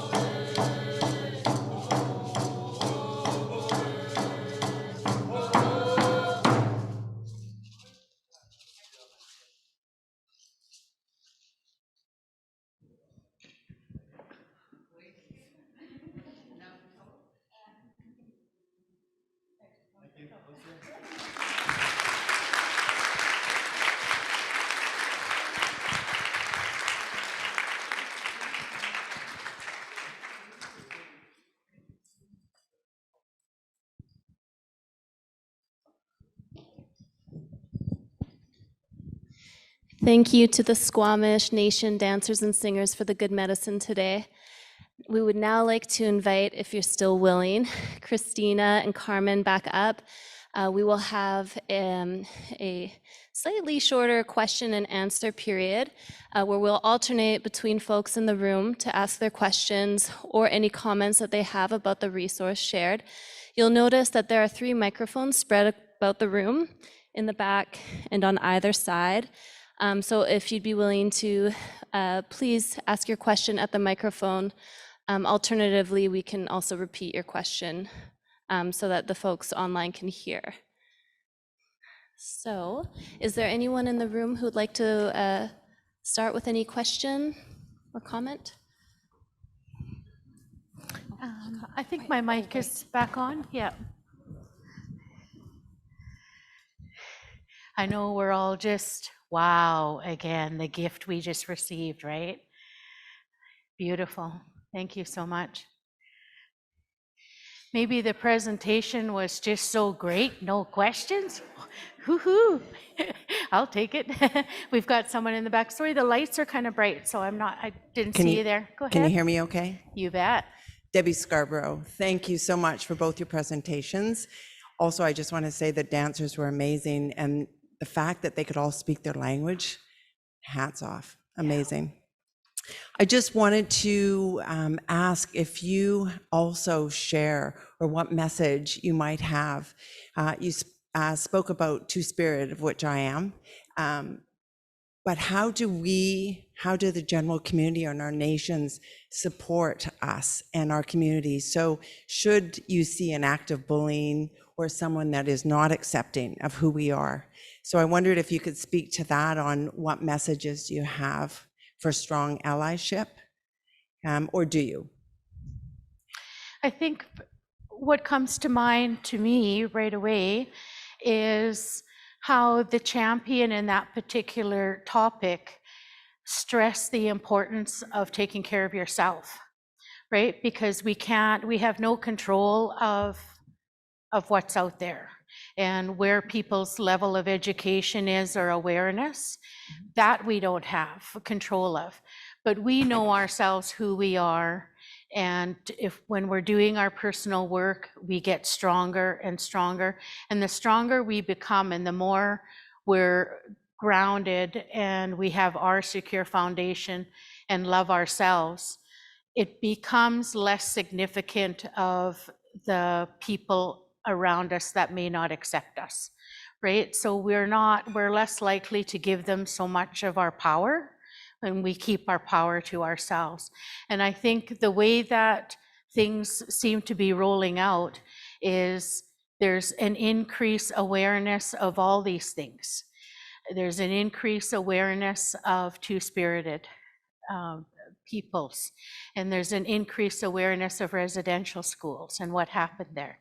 So it used to be a hush-hush topic, nobody talk about it, but now I think it's a welcome conversation to have. And those of us that are on our healing paths know the significance of how important two-spirit people are and how valued you are in the cultural settings of what you offer to the community, right? It's a privilege and a blessing to be two-spirited, and we know that, and we appreciate it, and we honor it. And so I think our goal is to continue to educate ourselves and to listen to you, and for you to let us know if there's more to offer and to suggest, because we're more than happy to share that as we move forward with the workshops. So please never hesitate to talk to us and to educate us, because we're not pretending to be the experts of everything. We know we do our best, but I tell you, every workshop we have, we learn. We learn from people like you and the people that stand up and have the courage to speak up and to share with us. So thank you.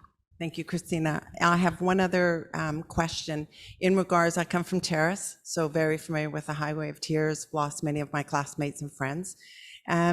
So we know that many of us have hitchhiked, and that's why we go missing, and that's why we're murdered.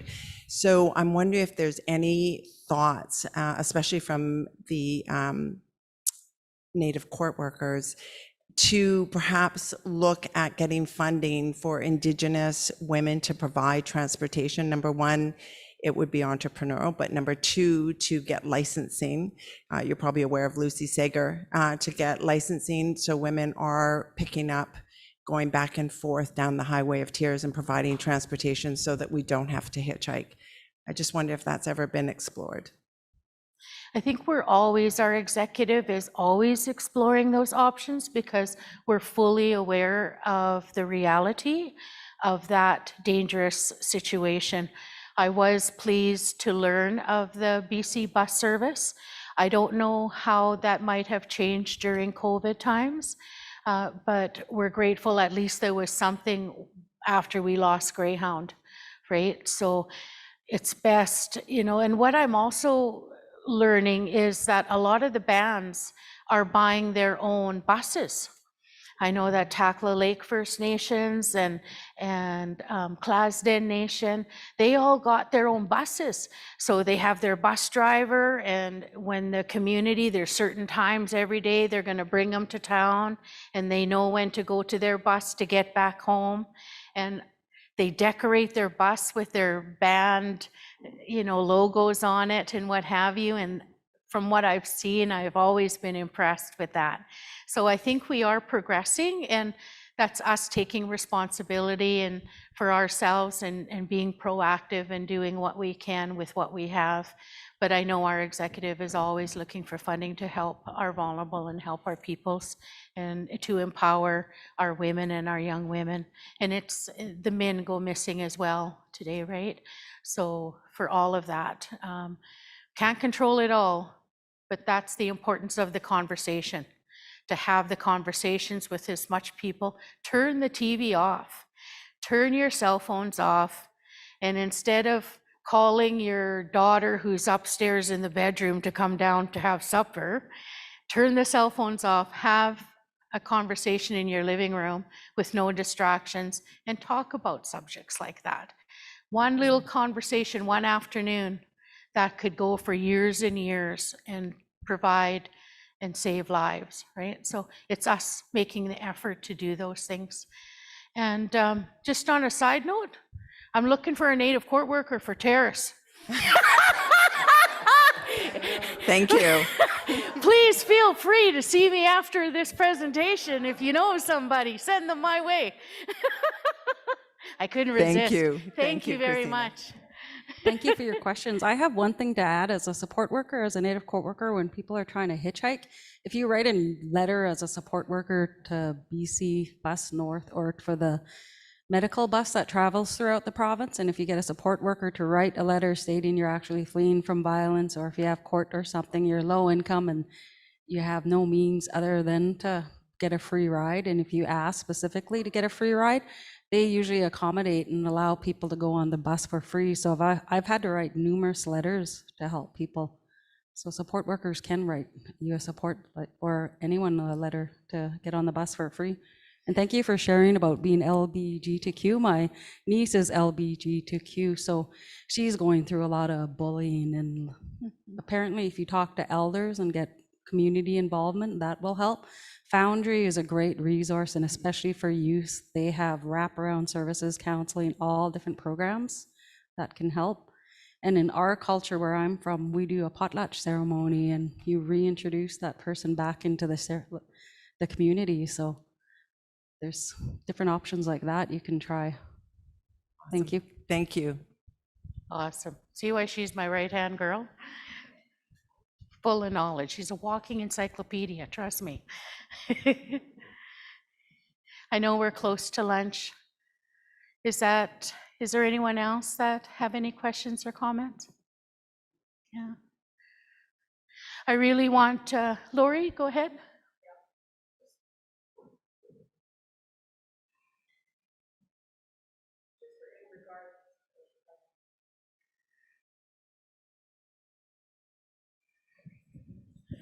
Just wanted to make a comment about safety, and what it is you wanted me to remind you of this, Christina, but my daughter had mentioned that there is something new that's I don't know if it's new, but perpetrators are putting tracking devices attached to duct tape and attaching it underneath your vehicle somehow. So just be aware of that if you want to check your vehicle before you get in. And speaking of perpetrators, she encountered something at Costco. I couldn't believe it. I noticed this one fella, and now that I was thinking about it, he was actually kind of following us around a bit. He was with his wife, and before he left, when he had done something to my daughter, and when we got in our vehicle, she told me about it. It was just, but it was not just. He went up to her, and she didn't really notice he was there. He breathed heavily into her ear, really closely to her. And she said, "Mom, it just felt like I was protected, like there was a wall beside me," because I pray for her a lot. But at the same time, can you believe it? In Costco, somebody would do this, and he was with his wife. And it's a good thing I never seen it. Anyway. Thanks, Lori. We're getting the hands up, so we're probably at lunch. Oh, you have a comment. Oh, okay. I got to get my hand signals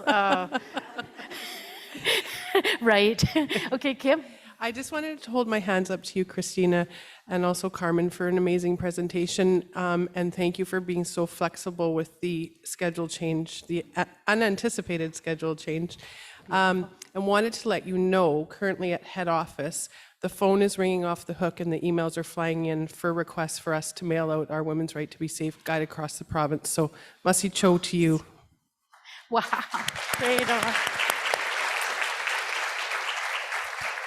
That's wonderful. I really want to encourage all of you also to check out our website.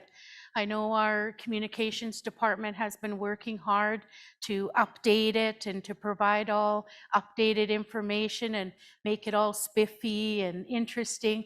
So I check on it on a regular basis, and there's a multitude of information. You can find out all the contact information, how to reach us on our website, and all the different programs that we offer. And there's information about COVID-19 as well. So in closing, so we have the right to be safe if we're babies, if we're youth, if we're young women, elders, men. So what do we all have in common? We have the right to be safe. Oh, come on, that's beautiful. Let's do a little bit more. We have the right to be safe. Awesome. Thank you, people. Awesome. I just before I have my phone with me because we have a bunch of people, about 150 people who are Zooming in today. We miss you. We really wish you were here. We have a comment from Shannon Lulua. I had some info to share in regards to the Women's Right to Be Safe social media side. Firstly, I'd like to thank Christina and Carmen for presenting. I know that in my community in the Cariboo-Chilcotin, members are rallying when suspicious people enter the community and are sending warnings via social media to advise of an alert in the area. Wow. So I just wanted to share that. Thank you, Shannon. She's one of our Native Court workers who takes care of Fort St. John and Dawson Creek. So it's dangerous areas all over, including that area, right? So strong women out there protecting us and taking care of us. Thank you, Shannon. Thank you, everybody. Tebi Masai Cha. All my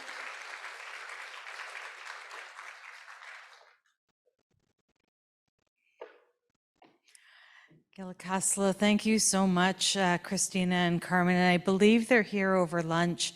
So if you have more questions, they will be here to talk. And amazing news that the phones are ringing off the hooks and emails are flying in, which is wonderful to get these resources. Lunch is ready. It will be around the corner. We have a request that when you go to get your lunch, that we have our masks on. Before you go to the food, that you hand sanitize. There's hand sanitizers right by the plates. If you could keep your mask on until you get back into the room, and there are vegan and vegetarian options.